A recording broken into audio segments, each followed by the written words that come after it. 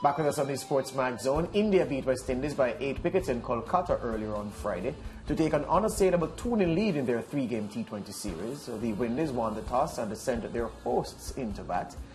The Indians, they lost Ishan Kishan early, but the pair of Rohit Sharma and Virat Kohli revived them with a 46-run stand, with Kohli going on to notch his 30th T20 half-century.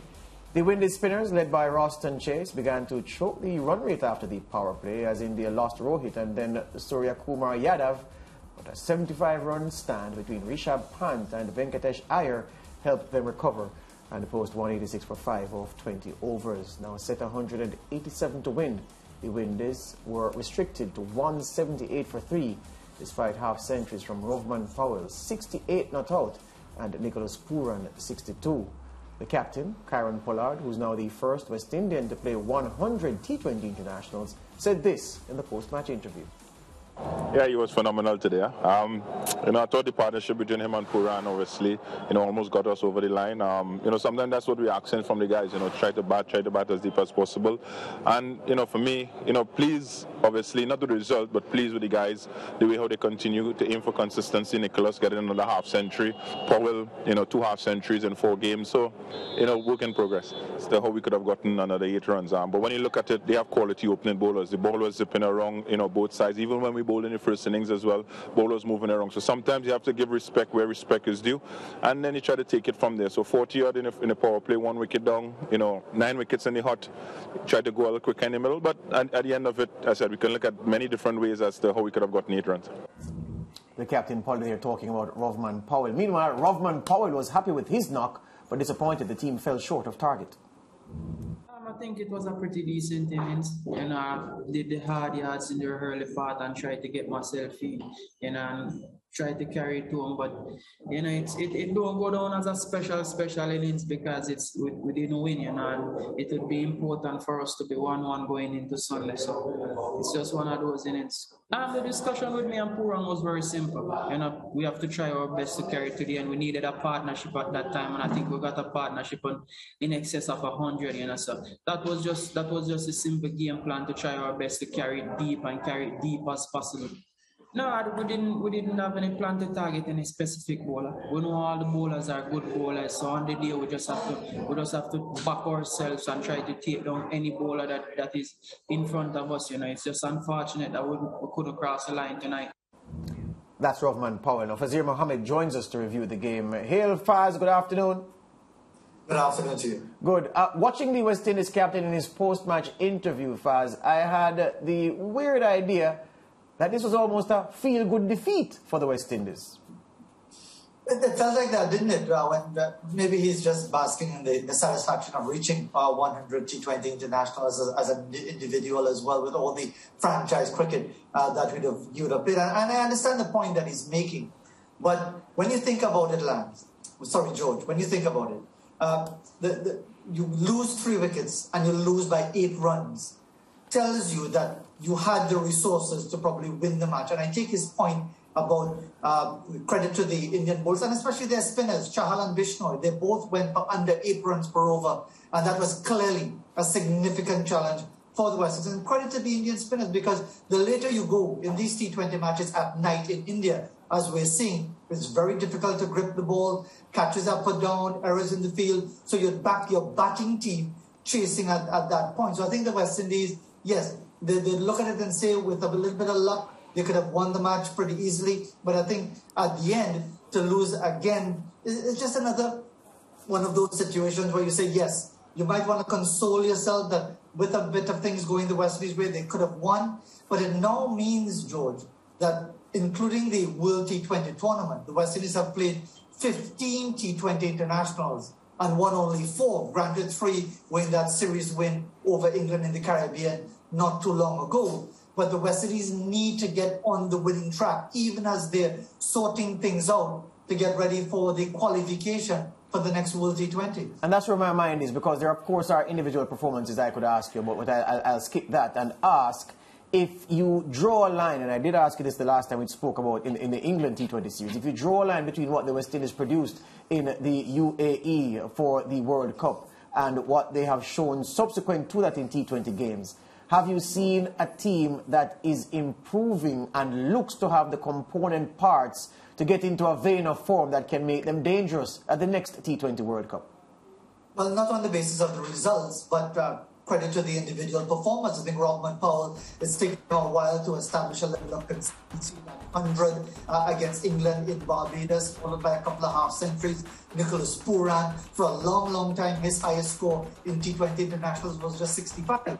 And now we're seeing that measure of consistency. There is a concern at the top of the order with that ability to really get your team off to a flying start in those power play overs. So there are a number of different elements, and there almost always seems to be one issue or another. And I think it's really important for the West Indies to try to get everything together as much as possible, clicking on a consistent basis. Because, again, the numbers show 50 T20 internationals, just 4 victories, and 3 of them in a single series. And the West Indies will be playing away from home in those qualifiers, and then the main tournament, if they get there, for the World T20 at the end of the year in Australia. Yeah, Faz, and I just want to explore a bit about the West Indies openers and the fact that, you know, they're not fulfilling the role that they have. And I get the sense that this is one of the major contributors where we're failing with the bat.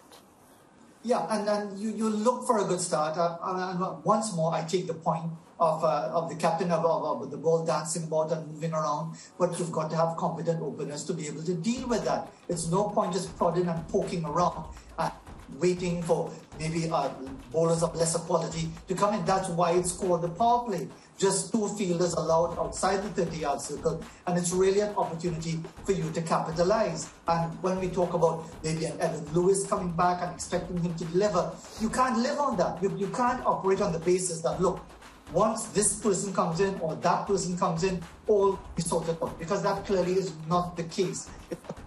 Yes, getting your best players available, but also those who are there now, whether you're talking about a Brandon King or a Kyle Mayers or whoever else, really to take advantage of the opportunity and not look all at sea, or indeed when the spinners come on, look to really be struggling.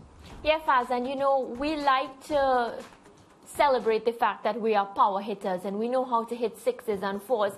But I found, based on these 2 T20 matches, the 4s and the 6s didn't come by as easy as they would normally do. Is it that the batsmen are being a bit more cautious and protecting their wicket? And of course, it is affecting the results? A measure of caution, but also you have to give credence to the quality of the Indian bowling. India are trying out different options as well. They don't have to go through qualification for the next World T20 in October, November of this year, but they are looking at different options themselves. Bhuvneshwar Kumar is someone who has vast experience and bowled a critical 19th over when only 4 runs were scored, and he picked up the wicket of Nicholas Pooran. So whatever the West Indies are doing, you have to put it in the context of the quality of the opposition. You can't simply say, well, you know, the West Indies should really do X, Y, and Z.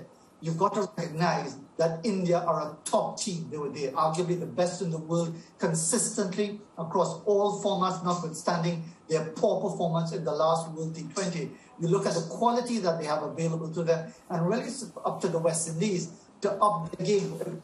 Limiting chances and not wanting to hit too many 6s and 4s, and you end up losing. It's like hitting 6s and 4s all over the place, soaking up a lot of dot balls and losing again. So it's about getting on that winning track and doing it consistently. Yeah, Faz, I remember how infuriated you were when they picked the team to the UAE and you felt that there was not enough investment into players who would be there for the future. So there's less time now to prepare for the T20 World Cup coming up in October in Australia. What are the things you would like to see between now and then? And is Kieron Pollard the man that you want, hope, expect to be the team leader heading to the next World Cup? I expect that he will be the leader, and in the absence of seeing an automatic option, Nicholas Pooran might be seen as the automatic option. I think Pollard is the man right now, because again, he showed that leadership in the home series against England and was consistent with both bat and ball in that series. And it shouldn't be automatic. that he should be expected to lead the West Indies. But I think he brings that level of experience. But he has to be able to take his team over the line, whether it is about discussions in the dressing room, whether it's about making it clear that the West Indies continue to lose, is going to leave the West Indies in a situation where they are almost comfortable with these narrow defeats, like the one against England, where with all the big sixes from Akil Hussain, they still fell short by 1 run. A defeat is a defeat. And if you lose 3 T20 qualifying matches by just 1 run, you're still out. So it's really up to Pollard. As I said, I see him as leader in the absence of any really formidable option at the moment, given his worth to the team also. But I think it's about giving players like Hayden Walsh an opportunity, because it could very well be that in the conditions in Australia, your spinners, your wrist spinners, getting a bit of bounce and turn could be a significant factor. And I think Hayden Walsh has been treated badly to a certain extent, as far as being used on a consistent basis to give him a fair run to build his confidence. I don't think he's been given that opportunity to really establish himself in the West Indies T20 squad, and he could be a factor if at least given an opportunity. Yeah, finally, Faz, the Cricket West Indies sent a press release out in the past couple of hours about the Netherlands white ball series coming up immediately after the IPL, and we know how many West Indies players are involved in the IPL. How much will the IPL benefit West Indies players preparing for T20 World Cup cricket in October? And I say that against the background that quite often we see players doing well in the IPL, but not so much for the West Indies. It's an interesting situation, Al, because you have to remember as well, that series against Netherlands, it's, correct me if I'm wrong, but it's one-day cricket. It's 50 over yes. a second. And the West Indies desperately need points to ensure that they don't have to go into qualification again for a 50 over World Cup. So that's an important series. And you might see a situation where the prowess in the T20 format and the IPL may not be that relevant to the 50 over format of the game, and the West Indies need to be careful. They can't afford to take the Dutch lightly, because right after that they've got the 3 one-days against Pakistan from the postponed series in December last year because of the COVID-19 situation with the squad in Pakistan. So you've got 3 matches in Amstelveen against the Dutch. You've got 3 matches possibly in Karachi against Pakistan. It's important for the West Indies to build momentum. But in response to your specific question about the IPL, if it were T20, I would say yes, it's an easy transition. But given that we're talking about 50 over cricket, that could actually be a bigger challenge for players who have been playing for 6, 7, 8 weeks, just playing the T20 format, to expand that to the 50 over format of the game.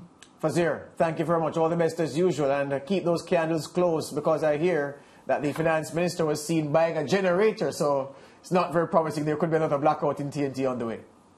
Trust SportsMax to always know more than the rest of us. All the best, my friend. Back with more of the SportsMax Zone after these.